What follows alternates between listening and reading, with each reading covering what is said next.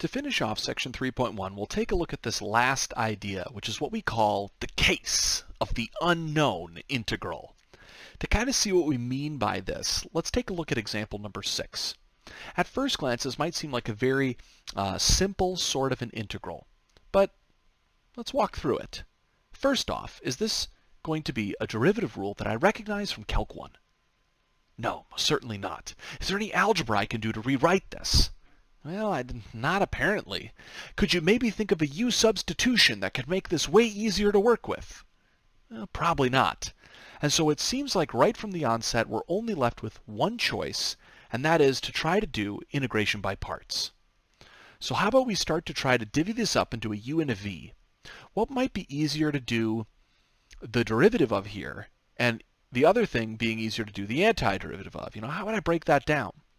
Well, I'm going to say it might be easier for me to do the derivative of the trig function here, because antiderivatives, I got to screw up, or got to be careful not to screw up things with negative signs.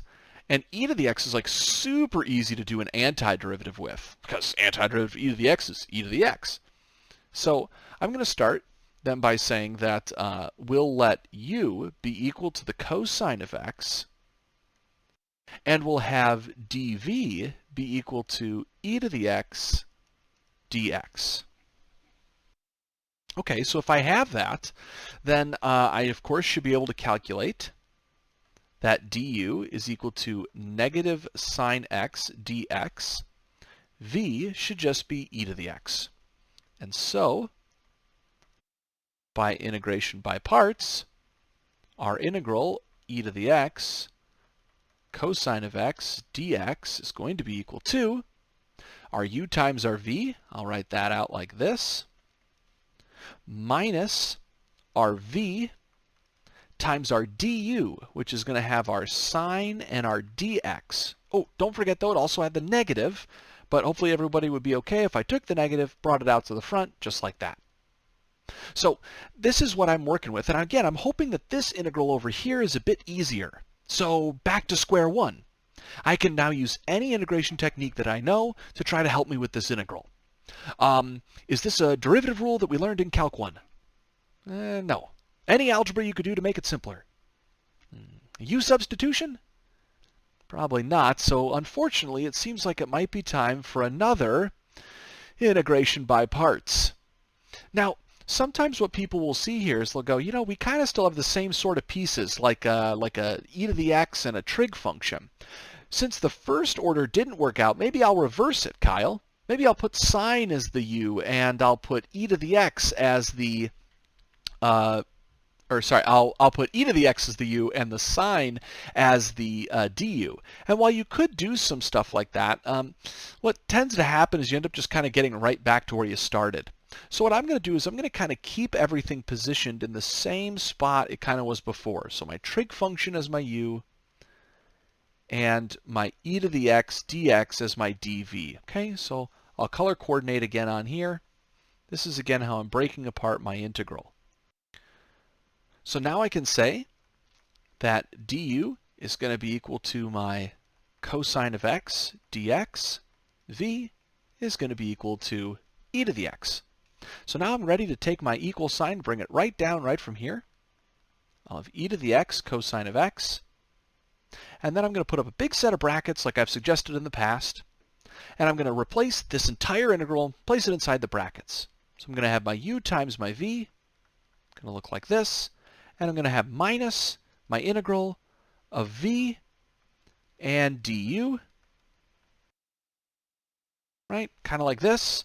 And, well, if you think about it here, are these brackets really necessary, right? Like, is there anything to distribute through that I have to be careful of? No, so I'm actually going to go ahead and just remove those. And okay, so this is what I'm down to. So now all I have to do is I need to work with this integral. Okay, perfect. All right, so we're right back to the drawing board. Let's see what we got. Is this a derivative rule that we know from Calc 1? No. Any algebra you can do to make it simpler? No. U substitution? Probably not. Maybe integration by parts again? Oh gosh. You can start to see that this might be really annoying. I might have to use integration by parts lots of times. Oh, wait. Maybe we could use tabular integration, right? Can we use tabular integration? Oh, darn it, we can't use that either. Remember, tabular integration required a polynomial. So that option's gone as well. Are we just going to have to keep doing this? Oh, man. Well, I could start to shape this out, but oh no. Wait a minute. If you were to take a look really quickly, maybe you already spotted this. Take a look at the integral that we have here. Isn't that the exact integral that we started with? We've gone in like a full circle. We've like looped back to right where we started. This is devastating.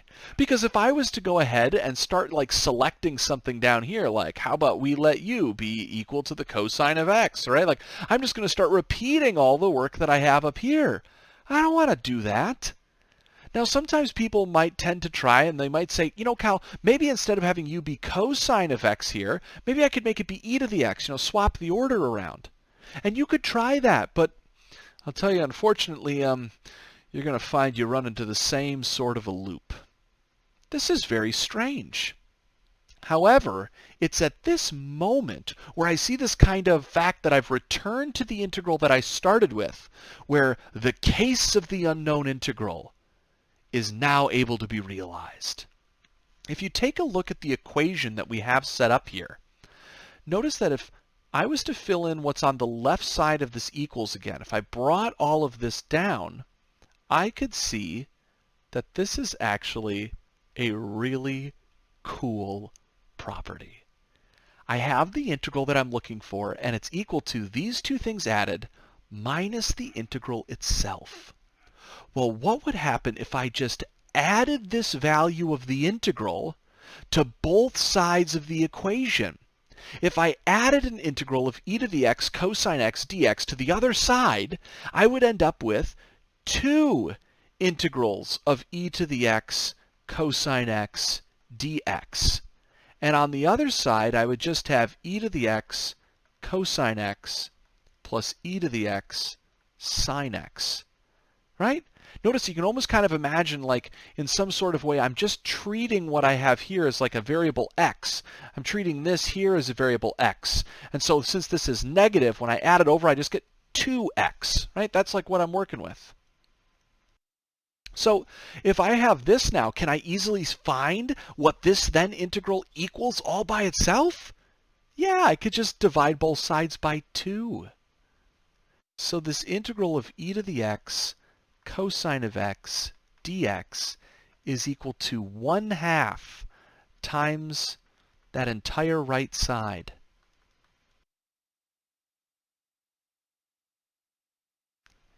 And with that, don't forget, plus c.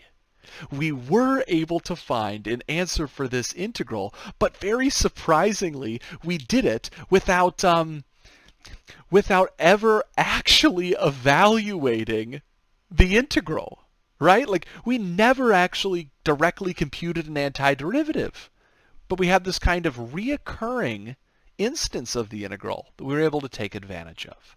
This is what we call case of the unknown integral. And you can keep your eyes out for it as you're working through questions. Again, whenever you see that you've kind of looped back to the integral where you started, it's a perfect time to have this technique come to mind.